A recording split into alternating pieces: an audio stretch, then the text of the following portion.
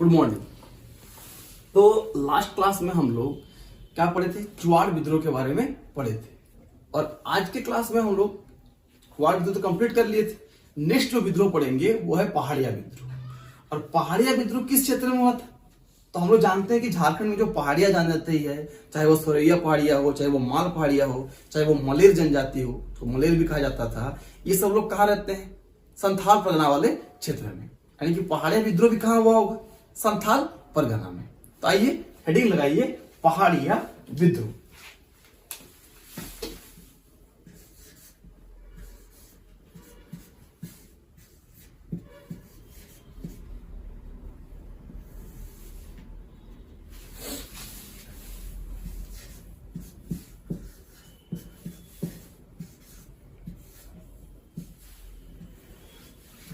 पहाड़िया विद्रोह, ठीक है। इस विद्रोह में भी हम लोग वही पढ़ेंगे जो एकदम एग्जाम ओरिएंटेड है, क्योंकि एग्जाम नजदीक है, इसलिए कहानी थोड़ा सा कम और फैक्ट थोड़ा सा ज्यादा देखना होगा, क्योंकि सिलेबस बड़ा है और जल्द से जल्द हम लोग को सिलेबस को कवर करना है।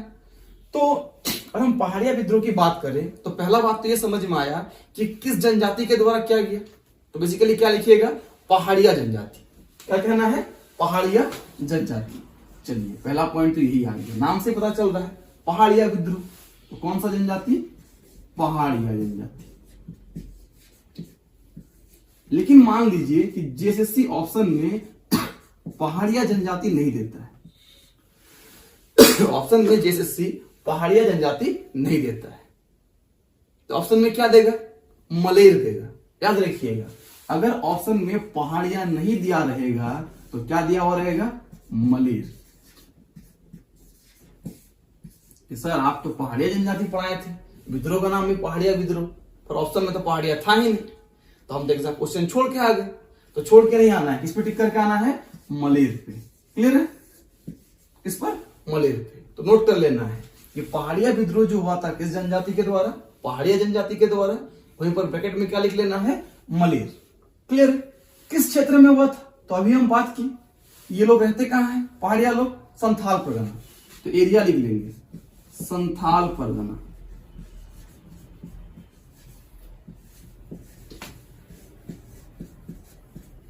आप लोग जानते ही हैं कि अगर ऑप्शन में संथाल परगना नहीं रहेगा तो क्या रहेगा?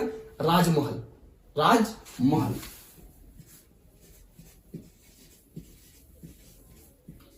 राजमहल।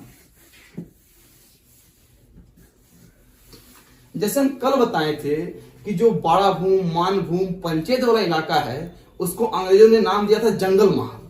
कहता था ना? तो वैसे ही ये जो राजमहल और संथाल परगना वाला इलाका है इसको अंग्रेज ऑफिसर लोग कहते थे जंगल तराई।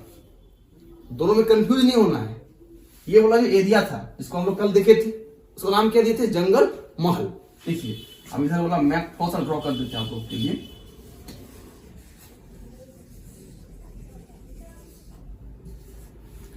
कल ही बताए थे इस साइड वाला जो इलाका है, यहां आपको दिख रहा होगा ये रीजन, ये रीजन, इसका नाम क्या था? जंगल महल। क्या नाम दिया था अंग्रेज? जंगल महल या महल। लास्ट में हम लोग देखिए 1805 में एक नया जिला ही बना देता है, जंगल महल जिला। ठीक उसी प्रकार से ये जो रीजन है, ये जो रीजन आपको दिख रहा है इसका नाम क्या दिया गया था? जंगल तराई। जंगल तराई।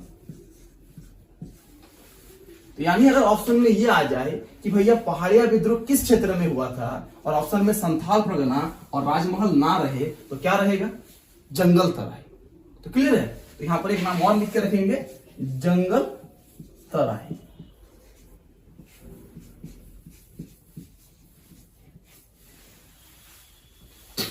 क्लियर? आगे बढ़े तो पहले तो इतना नोट डाउन कीजिए। चलिए अब जानते हैं कि ये विद्रोह कब से कब तक हुआ था, इसका टाइम पीरियड। तो ये विद्रोह हुआ था, स्टार्ट तो हुआ था 1772 से, 1772 से, और चला कब तक था? 10 साल चला था, 1782 तक चला था। तो क्या लिखेंगे? इसका समयावधि यानी समय पीरियड 1772, 1772 से लेकर कहां तक? 82 तक। मतलब 10 साल।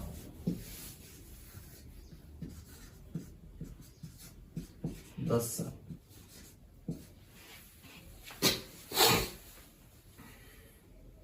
क्लियर हुआ इतना पॉइंट।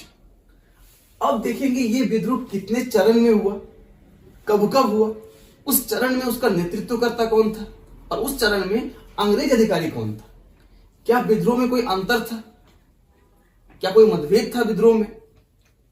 क्लियर है, इन सब बातों पर चर्चा करेंगे। या प्रथम चरण में विद्रोह क्यों हुआ, दूसरे चरण में विद्रोह क्यों हुआ, तीसरे चरण में विद्रोह क्यों हुआ, इन सब बात को भी जानना होगा। अब आते हैं चरण, मतलब विद्रोह कैसे कैसे हुआ और कब कब हुआ। तो सबसे पहला लिखिए विद्रोह, पहाड़िया विद्रोह का चरण। चरण मतलब चरण पादुका नहीं, क्रम बोल रहे हैं, एक के बाद एक क्रम, है ना। ऐसा नहीं समझ लेना कि चरण मतलब पैर, टाइम पीरियड कि कितने क्रमानुसार कब कब हुआ। तो ये जो विद्रोह हुआ था ये 4 पार्ट में हुआ था। कितने चरण में हुआ था, क्या कहिएगा, 4 चरण में हुआ था। तो पहला पॉइंट इसी को नोट डाउन कर लेना है, ये जो विद्रोह हुआ था पहाड़िया विद्रोह कितने चरण में हुआ था, 4 चरण में हुआ था। सबसे पहला कब हुआ था, नंबर 1 देख लिख लीजिए, 1772, 1772 में हुआ था। दूसरा चरण इसका कब था,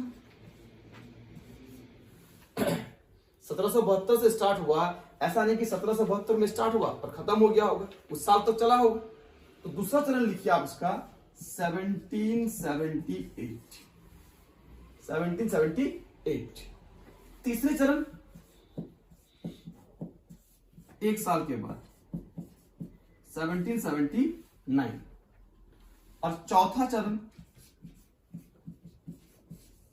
80 से 82, 80 से 82, 1780 से 1782। इन 4 चरणों में या 4 टाइम पीरियड में पहाड़िया विद्रोह संपन्न हुआ था। तो पहला थोड़ा सा इसका हम लोग पृष्ठभूमि को समझते हैं कि पहाड़िया विद्रोह हुआ क्या था। जैसे कल हम लोग देखे थे कि चुआड़ विद्रोह का रीजन क्या था, ढाल विद्रोह का रीजन भी हम लोग देखे थे। वैसे हम जानना चाहेंगे कि पहाड़िया विद्रोह तो हो गया, 4 चरण में हो गया, 72 में हुआ, 78 में हुआ, 89 में हुआ और 80-82 में हुआ। लेकिन कोई तो रीजन होगा पहाड़िया विद्रोह होने का। तो सबसे पहला रीजन क्या था कि पहाड़िया विद्रोह हो क्यों रहा था।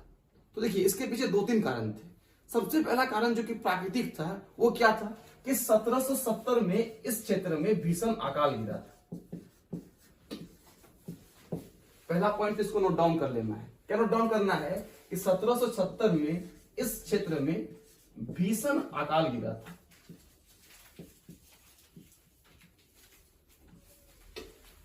क्लियर, 1770 में इस क्षेत्र में क्या हुआ था, भीषण अकाल गिरा था।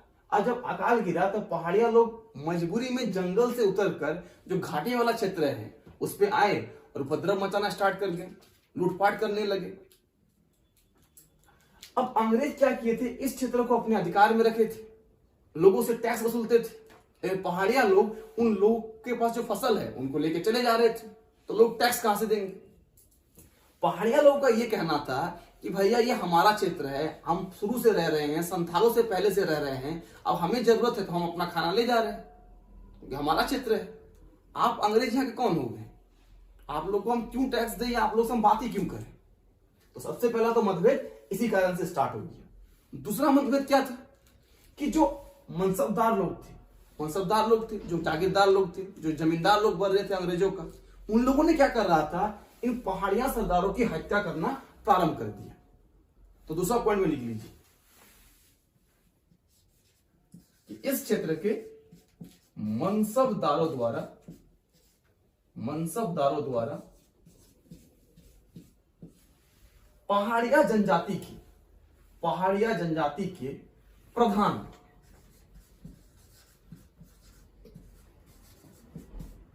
की हत्या,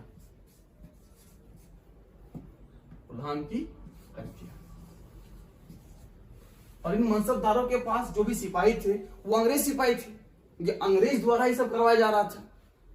क्योंकि बक्सर के युद्ध के बाद 1765 से ही पूरा जो झारखंड का एरिया है वो भी मिल गया था अंग्रेजों को। आपको बताए होंगे कि इलाहाबाद की संधि होती है, और इलाहाबाद की संधि में केवल 26 लाख सालाना पे बंगाल, बिहार और उड़ीसा किन्हों को दे देता है? अंग्रेजों को दे देता है। शाह आलम द्वितीय मुगल बादशाह कि जाइए आप दीवानी वसूलिए, टैक्स वसूलिए। तो इस टैक्स वसूलने के चक्कर में यहाँ के मनसबदारों द्वारा पहाड़िया जनजाति के प्रधान की हत्या कर दी। इन रीजन से मतलब क्या हो गया, ये विद्रोह स्टार्ट हो गया। और 1772 तक में ये जो पहाड़िया विद्रोह है ये चरम पर पहुंचना स्टार्ट हो गया था। इसलिए टाइम पीरियड हम लोग कब से लिखते हैं? 1772। क्लियर है? अब प्रथम चरण में जहां आप लोग 1772 लिखे हैं, फिर से रिंग डालिए 1772 रिंग डालिए। पर इससे जुड़े बहुत सारे फैक्ट है जो आपको याद रखना होगा। पहला पॉइंट आपसे पूछेगा कि बताइए ये जो 1772 में विद्रोह हुआ था इसका लीडर कौन था, नेतृत्वकर्ता कौन था? तो पहला लिखिए नेतृत्वकर्ता, लीडर रमना आहाड़ी।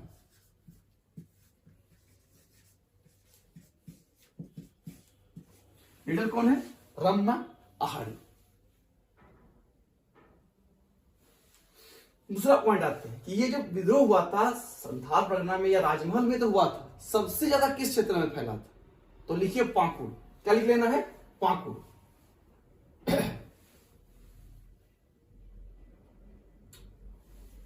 अंग्रेज की ओर से कौन था? रमना आहाड़ी तो इसका नेतृत्व करता हो गया होगा। अंग्रेज की ओर से भी कोई रहेगा, तो अंग्रेज की ओर से याद रखिएगा कैप्टन ब्रुक।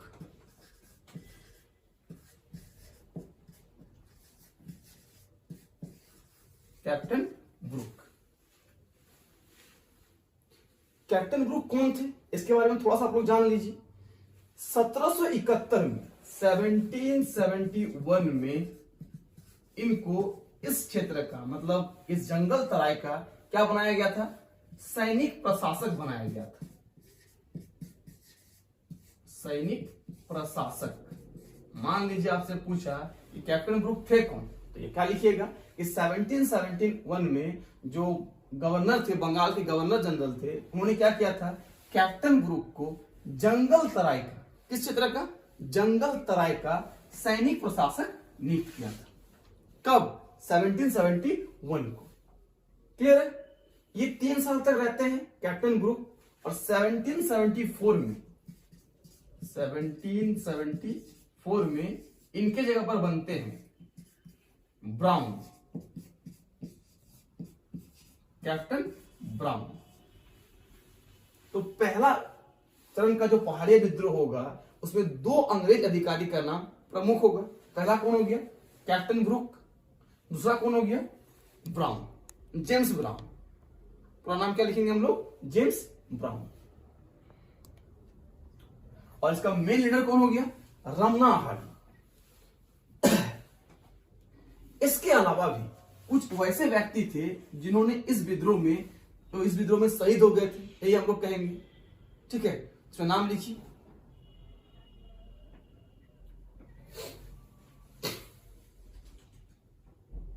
पांचगे डोंबा। पांचगे डोंबा। बेसिकली इतना इंपॉर्टेंट नहीं है कि कौन कौन शहीद हुए थे, पर मे भी अगर पूछ दे, लेकिन ये तो आपको याद ही रखना है इस विद्रोह का लीडर कौन था। पहला चरण में पहाड़िया विद्रोह का नेतृत्वकर्ता कौन था? रमना आहाड़ी। क्लियर है? और इसमें कुछ लोग जो शहीद हो गए थे उनमें कौन था? पांचगे डोंबा। दूसरा नाम करिया पुलहर। लिख लीजिए, करिया पुलहर। करिया पुलहर। क्लियर है? ये हो गया पहला चरण की बात। अब हम लोग आएंगे दूसरे चरण में 1778 में। चलिए, क्या लिखना है? दूसरा चरण। दूसरा चरण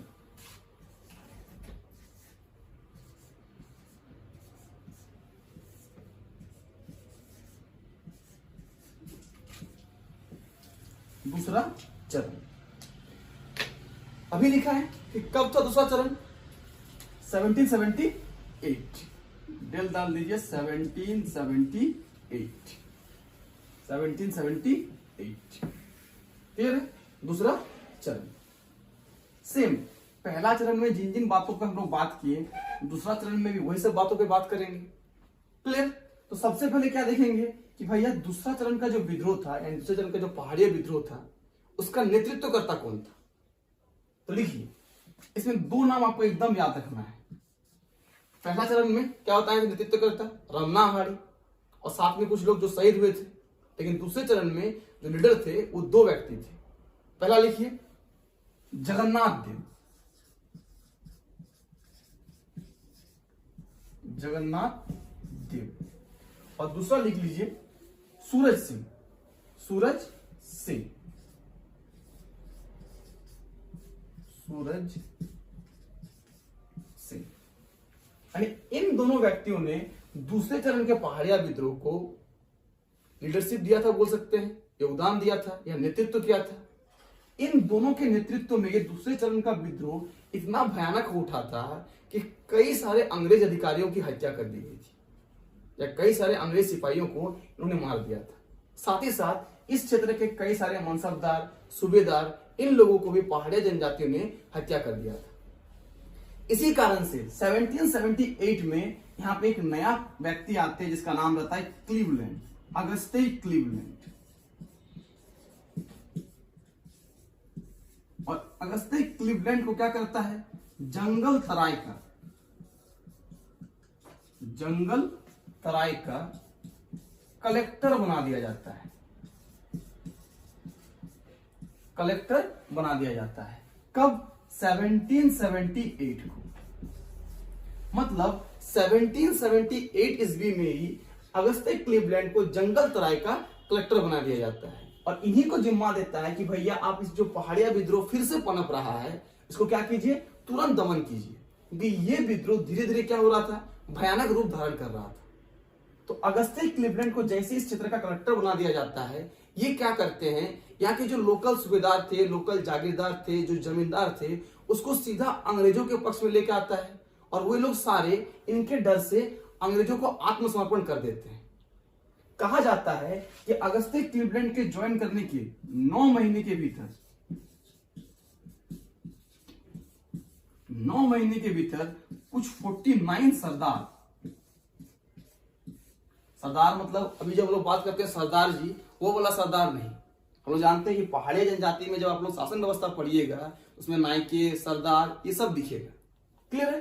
तो पहाड़िया जनजाति के 49 सरदार क्या कर दिए थे, आत्मसमर्पण कर दिए थे।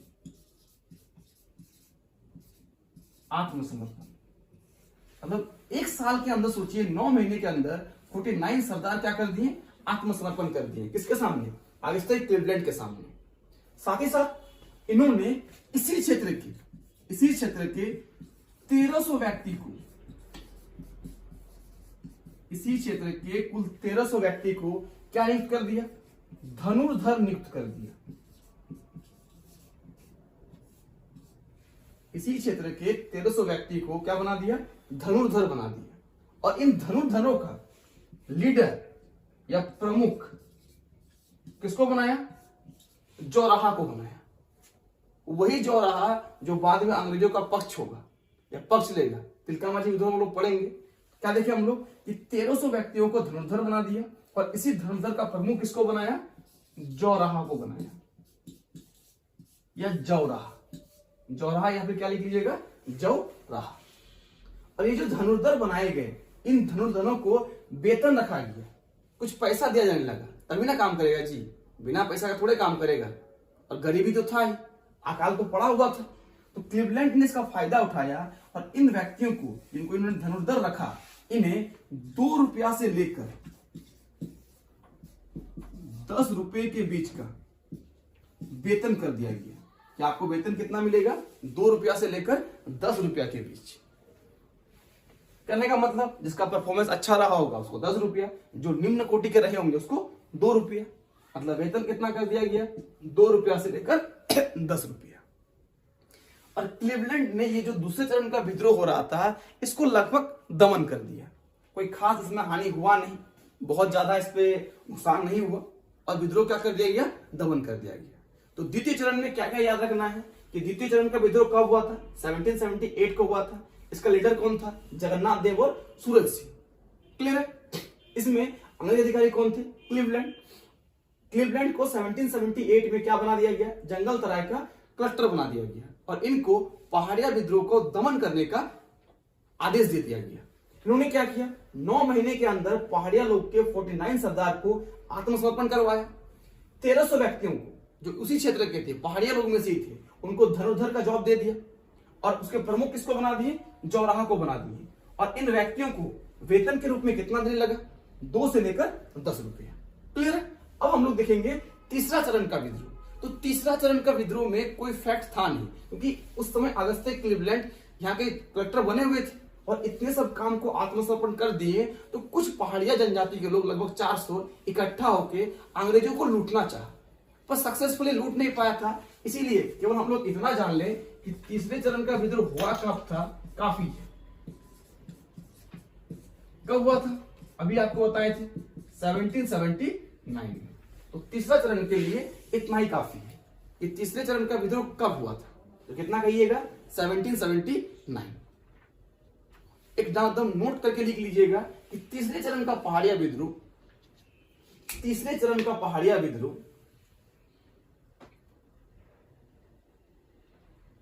बहुत ज्यादा प्रभावशाली नहीं था, बहुत ज्यादा प्रभावशाली नहीं था। क्योंकि इनमें यानी कि इस चरण में ना तो कोई विशेष नेतृत्व करता था और ना ही ये विद्रोह, ना ही ये चरण लिखिए, ना ही इस चरण का विद्रोह या इस समय का विद्रोह लंबे समय तक चला। ना ही इस चरण का विद्रोह लंबे समय तक चला। हो गया। अब हम लोग बात करेंगे चौथे चरण की, लास्ट फेज का। चलिए हेडिंग डालिए, चौथे चरण का विद्रोह। चौथा चरण, चौथा चरण।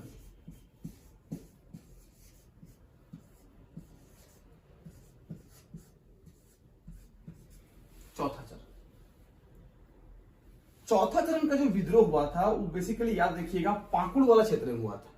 किस क्षेत्र में हुआ था, पाकुड़। तो पहला पॉइंट लिख दिए, पाकुड़ क्षेत्र में। इस विद्रोह का सबसे ज्यादा जो प्रभाव था वो किस जिले में था, वर्तमान की बात करें तो पाकुड़ जिले में था।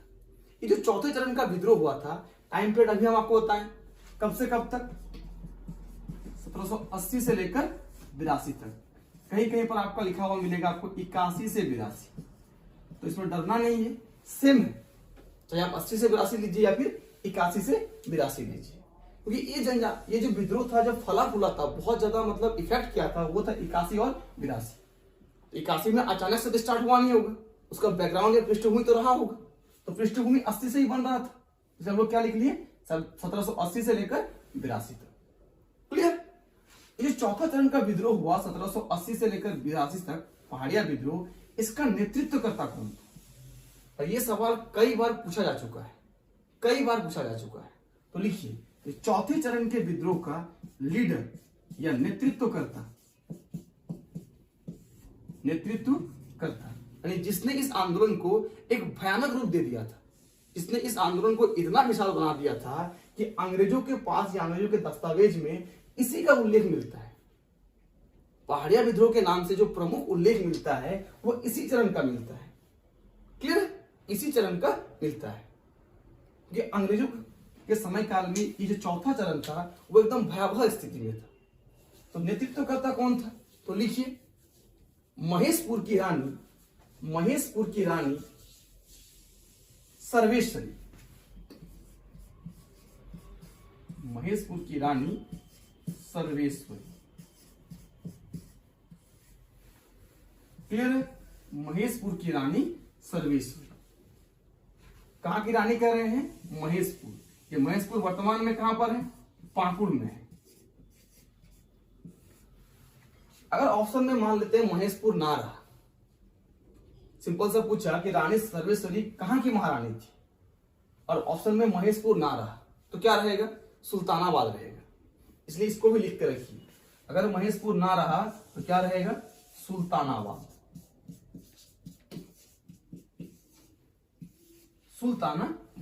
मतलब महेशपुर या सुल्तानाबाद की जो महारानी रानी सर्वेश्वरी थी, ये चौथे चरण के पहाड़िया विद्रोह के क्या बन गए थे, लीडर बन गए थे और पूरी तरह से इस विद्रोह को लीड किया था।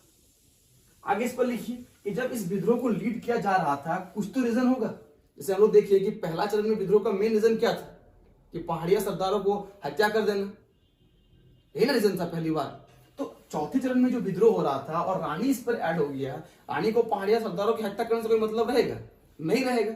अगस्ते क्लीवलैंड को जब इस क्षेत्र का कलेक्टर बना दिया गया 1778 को, उन्होंने क्या कर दिया गया, इस क्षेत्र के लोग को अपने में जॉब देने लगा, अंग्रेज अधिकारी बनाने लगे और 1780 आते आते तक ये कहने लगा कि जो भी क्षेत्र है वो रानी के अधीन नहीं है, वो जो एरिया बचा हुआ है वो अंग्रेजों के अधीन है। मतलब पूरे संथाल परगना या पूरा जंगल तराई,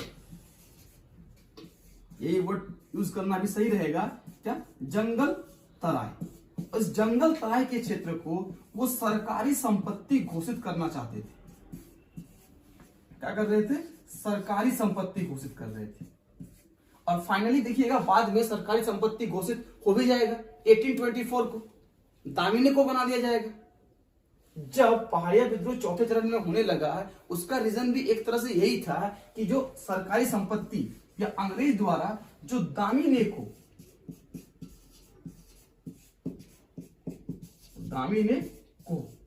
बनाए जाने का प्लान चल रहा था कि पूरा जो संथाल परगना या राजमहल का एरिया है उसके दामिनी को मिला देते हैं। और दामिनी को लाने का मतलब कि भैया पूरा का पूरा एरिया अंग्रेजों के कंट्रोल में रहेगा, अधीनस्थ में रहेगा। और देखते हैं हम लोग कि अंग्रेज ये काम करते हैं, संथाल और पहाड़िया दोनों के बीच में फूट डाल देते हैं और सुलह करने के चक्कर में क्या घोषित करता है, दामिनी को, यानी अपना जो उसका नीति था फूट डालो और राज करो, वो एकदम अच्छा से यूज किया था। जब अगस्ते क्लीवलैंड जिंदा थे वो या फिर वो कलेक्टर बने हुए थे, वो सरकारी संपत्ति घोषित कर रहे थे, कहीं ना कहीं प्लान कही था दामिनी को, लेकिन रानी सर्वेश्वरी के होते वो उसको पूरा नहीं कर पाया था। तो इसी चीज का विरोध कौन कर रहा था, रानी सर्वेश्वरी, कि आप इस एरिया के भूमि को सरकारी संपत्ति कैसे घोषित कर सकते हैं। यह विद्रोह कुछ 2 साल तक चला, 1781 से लेकर 82 तक।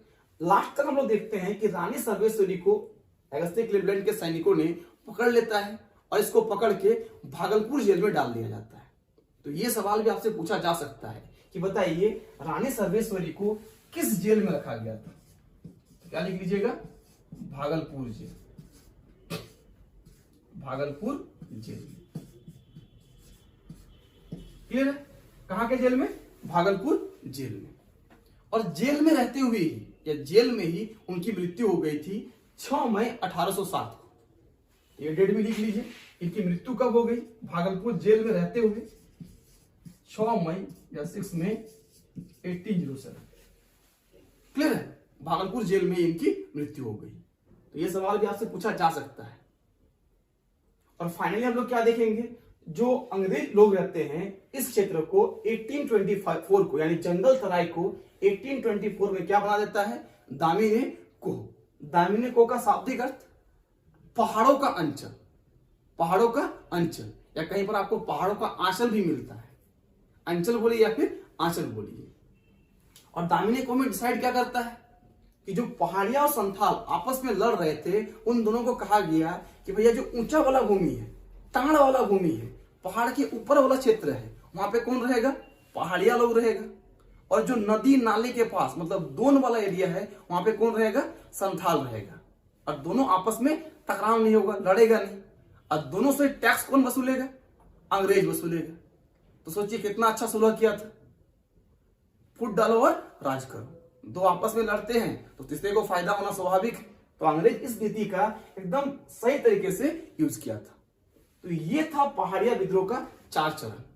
क्लियर है, स्टार्ट कहां से हुआ, 1772 से, एंड कहां पर हुआ, 1782 में, जब सुल्तानाबाद या महेशपुर की महारानी रानी सर्वेश्वरी को पकड़ के कहां डाल दिया गया, भागलपुर जेल में डाल दिया गया। और भागलपुर जेल में इनकी मृत्यु कब हो गई, 6 मई 1807 ईस्वी को हो गई। तो ये था पहाड़िया विद्रोह। क्लियर है, चलिए नेक्स्ट क्लास में हम लोग आगे पढ़ेंगे। आज के लिए इतना ही, थैंक यू।